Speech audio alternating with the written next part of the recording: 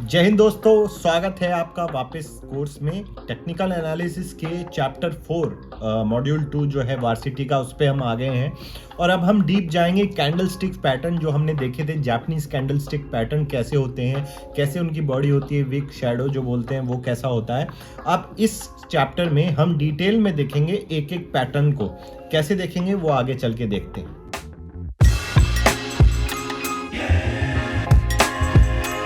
कौन कौन से पैटर्न हम पढ़ना चाहेंगे वो एक बार देख लेते हैं। जो जैसा यहाँ पे बताया गया है कि दो तरीके के पैटर्न होते हैं। एक होते हैं सिंगल कैंडलस्टिक पैटर्न जिसमें आपका आ जाता है मारूबोजू जो बुलिश या बेरिश हो सकता है, doji, spinning top, paper umbrella, hammer, hanging man या फिर शूटिंग स्टार। ये सिंगल कैंडलस्टिक मतलब एक कैंडलस्टिक से आप इसका पैटर्न निकालते हैं कि बुलिश है, बेरिश है या क्या डायरेक्शन दिखा रहा है मार्केट में। और दूसरे होते हैं मल्टीपल कैंडलस्टिक पैटर्न जिसमें एक से दो या तीन कैंडल को देख के बताया जाता है कि क्या पैटर्न बनना है। तो सबसे पहले जैसे इनगल्फिंग पैटर्न होता है वो बुलिश या बेरिश हो सकता है। हरामी पैटर्न, अब हरामी या गाली नहीं है, बेसिकली यहाँ पे जो आप नाम देख रहे हैं ना, ये हरामी या फिर मारूबोजू, डोजी, ये सब जापानीज नेम है, इनका जापानीज मतलब होता है। जैसे हरामी का मतलब एक प्रेग्नेंट लेडी होता है, तो उसी तरीके का पैटर्न जो है इसमें देखा जाता है बुलिश या बेरिश के केस में। एक पेरिसिंग पैटर्न होगा, इवनिंग स्टार, मॉर्निंग स्टार, और ये सारे पैटर्न हम डिटेल में आगे चल के देखेंगे। लेकिन कैंडल स्टिक पैटर्न्स को स्टडी करने से पहले तीन बहुत अहम अजम्पशन जो हमने पहले टेक्निकल एनालिसिस की अजम्पशंस देखी थी, उसके अलावा भी कैंडल स्टिक पैटर्न से रिलेटेड तीन अजम्पशन होती हैं जो हमें हमेशा ध्यान में रखनी चाहिए। पहले उनको देख लेते हैं। तो सबसे पहला होता है बाई स्ट्रेंथ सेल वीकनेस। ये हमने पहले भी बात करी थी कि ट्रेंड इज योर फ्रेंड। अगर बेरिश ट्रेंड है यानी कि नीचे जा रहा है मार्केट, तो सेलिंग ही करनी है, अपोजिट नहीं जाना। अपोजिट जाने के चक्कर में 9 में से 10 बार आप गलत होंगे, सिर्फ एक बार सही होंगे। तो ट्रेडिंग में हमेशा अपनी प्रोबेबिलिटी ऑफ सक्सेस बढ़ाना है हमें। तो 9 में से 10 बार हमें सही होना है, 9 में से 10 में से एक बार सही नहीं होना है। तो हमेशा स्ट्रेंथ को बाय करें, यानी कि जब मार्केट ऊपर जा रहा है तो ऊपर जाने की ट्रेड लें, बुलिश ट्रेड लें। सेल वीकनेस यानी कि जब मार्केट नीचे जा रहा है तो नीचे जाने की ट्रेड लें। स्ट्रेंथ हमेशा ब्लू या फिर ग्रीन कलर से, जैसे हम चार्ट्स में देखते हैं, दर्शाई जाती है बुलिश कैंडल से। वीकनेस हमेशा बेरिश यानी कि रेड कैंडल से दर्शाई जाती है। तो जिस दिन हम ट्रेड ले रहे हैं उस समय हमें इंश्योर करना है कि भाई उस दिन बुलिश ट्रेड ले रहे हैं तो बुल कैंडल यानी ग्रीन कैंडल होनी चाहिए, और बेरिश ट्रेड ले रहे हैं तो रेड कैंडल होनी चाहिए उस दिन में। दूसरा है कि be flexible with your patterns, quantify and verify. मतलब क्या है इस चीज का कि ऐसा नहीं होगा कि एग्जैक्टली जैसा टेक्स्ट बुक या फिर थ्योरी में आप पढ़ रहे हैं वैसा ही आपको चार्ट पे नजर आएगा। थोड़ा ऊपर नीचे हो जाएगा, वो हम अभी मैं आपको बता दूंगा। मारूबोजू जो हम पहला पैटर्न जानेंगे उसमें यहाँ पे हम क्या कहना चाह रहे हैं कि हर पैटर्न की एक लिमिट होती है, और ऐसा नहीं कि आप एकदम रिजिड हो जाएंगे कि बिल्कुल ऐसा एग्जैक्ट जैसे टेक्स्ट बुक में बताया गया, थ्योरी में बताया गया वैसे ही प्रैक्टिकली देखने को मिले। ऐसा हमेशा नहीं होगा और आप काफ़ी ट्रेड्स मिस कर देंगे इस चक्कर में। तो हमेशा फ्लेक्सिबल रहें लेकिन लिमिट में। ये भी नहीं कि बिल्कुल ही पैटर्न नहीं दिख रहा और फिर भी उस पैटर्न की आप ट्रेड ले रहे हैं। लिमिट में थोड़ा सा फ्लेक्सिबल होना पड़ेगा। और लुक फॉर प्रायर ट्रेंड, जो हमने पहले भी बात करी कि जो ट्रेंड चल रहा है, तो अगर बुलिश पैटर्न आ रहा है और पीछे का ट्रेंड बेरिश है तो आपको ये देखना पड़ेगा कि आपको वो ट्रेड लेनी है नहीं। If you are looking at a bullish pattern then prior trend should have been bearish. मतलब ट्रेंड जो चेंज होने का रिवर्सल, जिसको ट्रेंड रिवर्सल बोलते हैं, कि मतलब बहुत टाइम से बुलिश ट्रेंड चल रहा था और आपको एक अचानक से बेरिश सेटअप यानी कि बेरिश पैटर्न वहां पे नजर आता है, तो वहां पे आप ट्रेड ले सकते हैं। और अदरवाइज बेरिश पैटर्न चल रहा था और प्रायर ट्रेंड बुलिश आपको एक वहां पे है और बेरिश पैटर्न आपको नजर आ जाता है कि अब लगता है वहां से मार्केट चेंज होगा और रिवर्सल आएगा, तब हम इस चीज को अपनाएंगे अपनी ट्रेड में। तो बेसिकली चैप्टर में कुछ खास नहीं, बस तीन इंपॉर्टेंट बात कि buy strength, sell weakness, be flexible, quantify and verify, and look for prior trend. ये मेन बातें हैं। आगे चढ़ते हैं हम। पहला पैटर्न जो है मारूबोजू पैटर्न जिसको बोलते हैं, उसके ऊपर चलते हैं। अब मारूबोजू पैटर्न कैसा होता है, देखिए जैसे इस कार्टून में दर्शाया गया है इस तरीके का कुछ होता है, लेकिन उसको हम डिटेल में यहां पे देख लेते हैं। इस तरीके का कुछ पैटर्न होता है जिसमें सिंगल कैंडल है, लेकिन उसकी बॉडी जो है वो बड़ी होनी चाहिए। ये नहीं कि एक छोटी सी बॉडी दिखी और उसको हम बोल दें कि ये मारुबोजू है, ये बुलिश मारुबोजू या बेरिश मारुबोजू है। फॉर एग्जाम्पल आगे चल के हम देखते हैं, पिछले अपने जो अजम्पशंस हैं वो यहाँ पे लागू रहेंगे except for look for prior trend. ये जो थर्ड जो चीज है रूल, वो यहां इस पर्टिकुलर कैंडल में लागू नहीं होता। क्योंकि बुलिश मारुबोजू क्यों नहीं होता वो हम आगे अभी देख लेते हैं, क्योंकि ये कहीं पे भी कैंडल आपको नजर आ सकती है और ये बहुत ही स्ट्रॉन्ग कैंडल होती है। जैसे सिंगल कैंडल जिस तरह से आप देख रहे हैं, इस कैंडल का क्या मतलब है, ये बुलिश बेरिश मारुबोजू और ये है बुलिश मारुबोजू। बेसिकली कि ओपन जो होता है मार्केट का बुलिश के केस में, वो ही जो है दिन का लो हो जाता है और उसके बाद जबरदस्त बाइंग आई, सप्लाई जो बायर्स थे मार्केट वो किसी भी प्राइस पे लेने के लिए तैयार थे। आई एम श्योर कुछ पॉजिटिव आया होगा उस स्टॉक में और एंड भी हुआ तब भी बायर्स किसी भी प्राइस पे बाई करने के लिए तैयार थे। इतना तगड़ा पैटर्न।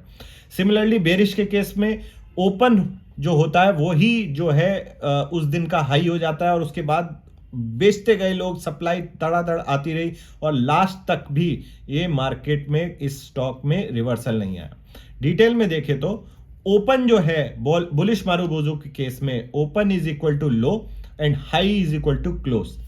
अब यहां पे जैसे आप एसीसी का एक चार्ट है इसमें देख सकते हैं कि इस पर्टिकुलर दिन में जो ओपन हुआ वो उसके थोड़ा सा नीचे, तो ये जो हम फ्लेक्सिबिलिटी की बात कर रहे थे वो यहां नजर आती है।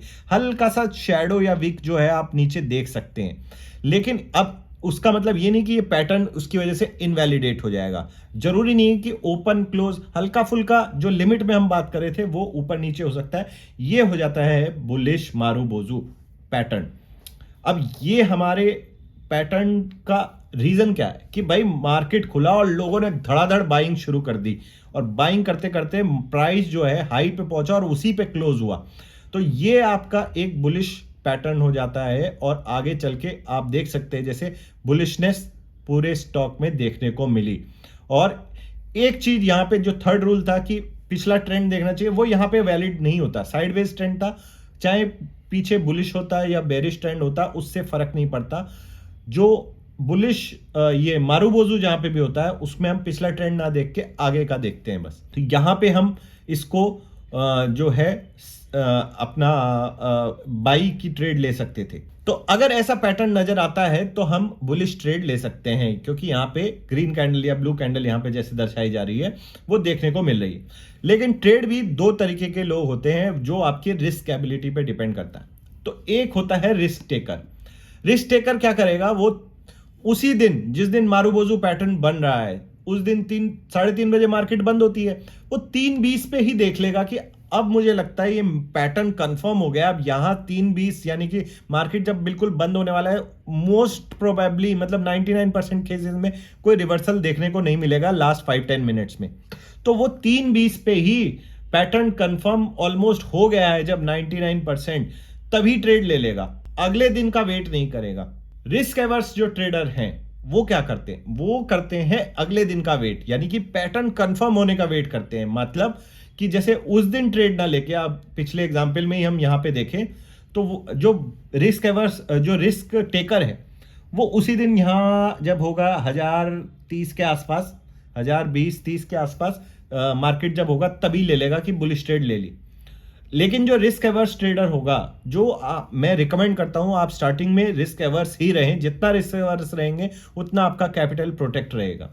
तो यहां पे जब वो ट्रेड ना लेके वो अगले दिन जब मार्केट ओपन हो रही है उसी के आसपास, बाइंग प्राइस के आसपास, तब वो ट्रेड लेगा और उसको भी अच्छा खासा मूवमेंट अगले दिन देखने को मिल जाएगा। अब इसके प्रोज और कॉन्स क्या है वो एग्जाम्पल से समझते हैं कि देखिए, अगर आप एक रिस्क टेकर होते और आपने इस दिन ट्रेड ली होती जिस दिन ये एशियन पेंट में मारुबोजू कैंडल बनी थी, अराउंड यहां पे आपने इसको लिया होता उसी दिन, अगले दिन आप अच्छा प्रॉफिट कमा पाते। लेकिन अगर आप रिस्क एवर्स ट्रेडर होते तो जब मार्केट गैप अप ओपन हुई, बेसिकली एशियन पेंट्स का स्टॉक गैप अप ओपन हुआ, तो आपका ये बीच का प्रॉफिट जो है ये मिस हो जाता। तो आप पूरा प्रॉफिट इंजॉय ना कर पाके आपको थोड़ा सा मिस हो जाता profit, but that is part of the game. क्यों? क्योंकि अगले एग्जाम्पल में देखते हैं। अगले एग्जाम्पल में मान लीजिए जैसे यहाँ पे मारुबोजू कैंडल बनी, हालांकि ये उतना स्ट्रांग नहीं है बट स्टिल यहां पे भी देख सकते हैं, इनफैक्ट यहां पे भी आप देख सकते हैं। और इस केस में क्या होता कि आपने जो रिस्क टेकर होता उसी दिन बाई करता और अगले दिन उसका स्टॉप लॉस हिट होके वो निकल जाता। लेकिन जो रिस्क अवर्स ट्रेडर था वो उस दिन बाई नहीं कर रहा, वो अगले दिन पैटर्न कंफर्म होने का बाई कर रहा है कि बुलिशनेस एक्चुअली में आ भी रही है कि नहीं मार्केट में। वो अगले दिन देखता कि अरे भाई यहां तो बेरिश मूवमेंट हो रहा है, तो कोई फायदा नहीं है ट्रेड लेने का। तो ये इस चीज का आपको फायदा मिल जाता, आपका स्टॉप लॉस हिट नहीं होता। अब स्टॉप लॉस की अगर हम बात करें मारुबोजू के केस में क्या हो जाता है, जैसे मान लीजिए यहां पे ये कैंडल हमें नजर आ रही है एसीसी की, इसका ओपन 960 है, हाई 988 है और लो जो है 959 है और क्लोज भी 988 के आसपास है। तो जो आपका बाइंग प्राइस होगा वो 988 के आसपास होगा, यानी कि जो क्लोज है उस दिन का ऑब्लिक जो हाई है उस दिन का, उसके आसपास आपका बाई प्राइस होगा।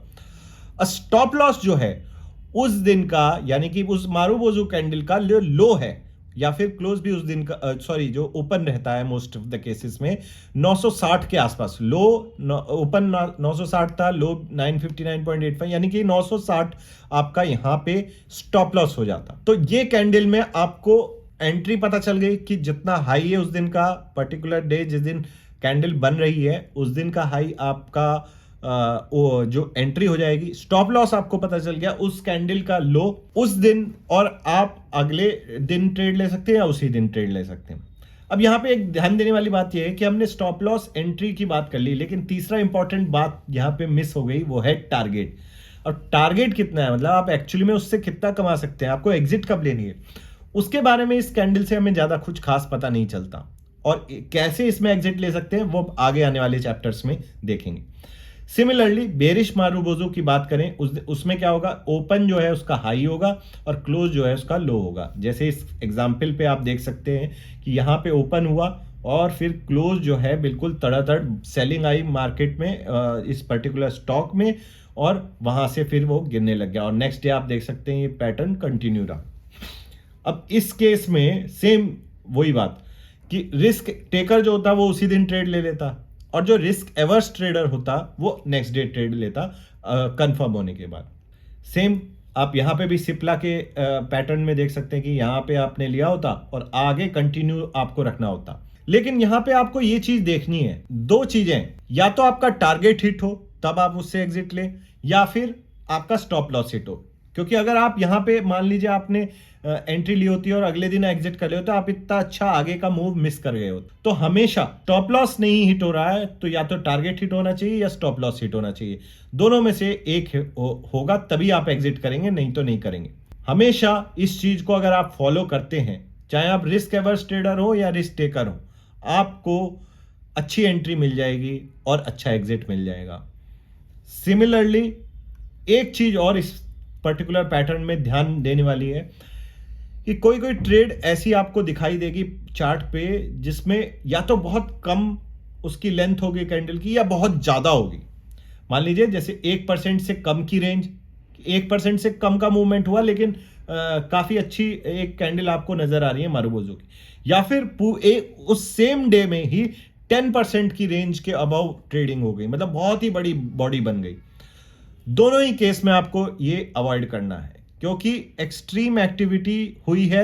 अगर 10% से ऊपर ज्यादा की कैंडल बनी है, यानी कि बहुत ही ज्यादा ऊपर नीचे हुआ है मार्केट, और अगर 1% से कम हुई है तो मतलब एक रेंज में ट्रेडिंग हुई है, ज्यादा उसमें स्ट्रेंथ नहीं है। तो दोनों ही केस में आपको अवॉइड करना है मारुबोजू कैंडल के बेसिस पे। और दूसरी इंपॉर्टेंट बात यह है कि भैया बुकिंग अ लॉस जो है पार्ट ऑफ द गेम है। ये आप अगर आप ट्रेडिंग में घुस रहे हैं तो ये बात आप अपने पल्ले बांध लीजिए कि ट्रेडिंग कर रहे हैं तो लॉस बुक करना आना चाहिए। जितने भी अच्छे ट्रेडर हैं वो बहुत छोटे छोटे लॉस बुक करते हैं और अपने प्रॉफिट्स को लंबा चलने देते हैं, वरना आमतौर पे हमारी साइकोलॉजी इसके उल्टा जाती है। हम प्रॉफिट होते ही छोटा मोटा होते ही बुक कर लेते हैं, लॉस को लंबा चलने देते हैं। लेकिन अच्छे ट्रेडर की निशानी है कि वो छोटे लॉसेस बुक कर लेता है, उसको कोई परेशानी है लॉस बुक करने में, और प्रॉफिट को वो लंबा चलने देता है। ये हमेशा आपको चाहे कितना भी बड़ा कोई ट्रेडर, कोई कितना भी एक्सपीरियंस ट्रेडर हो, लॉसेस होंगे, that is part of the game. लेकिन आपका स्टॉप लॉस ट्रिगर होता है तो आपको उससे निकल जाना है, या फिर आपका टारगेट ट्रिगर होता है तो आपको उससे निकल जाना है, उसमें फंसे नहीं रहना है ट्रेड में। तो मोटा मोटा क्या देखा है हमने इस चैप्टर में कि बुलिश मारुबोजू या बेरिश मारुबोजू पैटर्न कैसा होता है। मारुबोजू का मतलब होता है बोल्ड, पता नहीं क्यों उन लोगों ने इस हिसाब से रखा है, बट हाँ जो जापानीज मतलब उसका बोल्ड होता है, इससे आप ध्यान रख सकते हैं। ये ओनली पैटर्न है जिसमें हम रूल नंबर 3 यानी लुक प्रायर ट्रेंड को जो है देखते नहीं है, बेसिकली उसको वायलेट करते हैं कि पिछला ट्रेंड से हमें मतलब नहीं, अगर बुलिश या बेरिश मारुबोजू बन रहा है तो वो काफी स्ट्रेंथ वाली कैंडल है और उसके बेसिस पे हम ट्रेड ले सकते हैं। बुलिश मारुबोजू के केस में बुलिशनेस इंटैक्ट है और दिखाई दे रही है, तो हमें बाई करना है क्लोजिंग प्राइस के मारुबोजू के कैंडल के, और जो उसका लो है उस दिन का उसको हम स्टॉप लॉस मान के चलेंगे। बेरिश मारुबोजू के केस में सेल करना है हमें क्लोजिंग प्राइस पे जो भी उस दिन उस मारुबोजू का होगा, और हाई जो है उसका हमारा स्टॉप लॉस हो जाएगा। Aggressive trader same day trade ले सकते हैं, रिस्क एवर्स ट्रेडर जो है नेक्स्ट डे ट्रेड ले सकते हैं, बिकॉज उसमें हम वो रूल नंबर 1 को ओबे कर रहे हैं कि बाई स्ट्रेंथ सेल वीकनेस, यानी कि जब मार्केट में बुलिशनेस है तब हम बाई कर रहे हैं, बेरिशनेस है तो हम बेच रहे हैं। एबनॉर्मल कैंडल्स जो शॉर्ट होती हैं, जिनकी बॉडी छोटी होती है, लेस देन 1% का मूवमेंट आया है, उसको अवॉइड करना है। और सेम लॉन्ग कैंडल जिसमें एक्सट्रीम एक्टिविटी हुई है, क्योंकि उसमें फिर आपका स्टॉप लॉस जो है वो बहुत दूर हो जाएगा कि आप सोचेंगे मारुबोजू कैंडल बनी, लेकिन 10% का उसमें मूव आया है तो आप एंट्री लेंगे 10% ऊपर और आपका स्टॉप लॉस क्या 10% नीचे होगा, बहुत लॉस हो जाएगा, उसका वेट करेंगे। तो दोनों ही केस में हमें अवॉइड करना है अगर आप इस पैटर्न के बेसिस पे ट्रेड ले रहे हैं। तो इस चैप्टर में इतना ही। अगले चैप्टर में हम आगे बढ़ेंगे और जानेंगे अगले पैटर्न, स्पिनिंग टॉप और भी जो सिंगल कैंडलस्टिक पैटर्न्स होते हैं उनके बारे में। आपको अगर ये वीडियो सीरीज अच्छी लग रही है तो इसको लाइक करें, शेयर करें अपने दोस्तों के साथ जो ट्रेडर्स बनना चाहते हैं। कमेंट में अपने डाउट्स पूछ सकते हैं and I will be more than happy to answer. My name is captain Shashank. Thank you for watching. जय हिंद।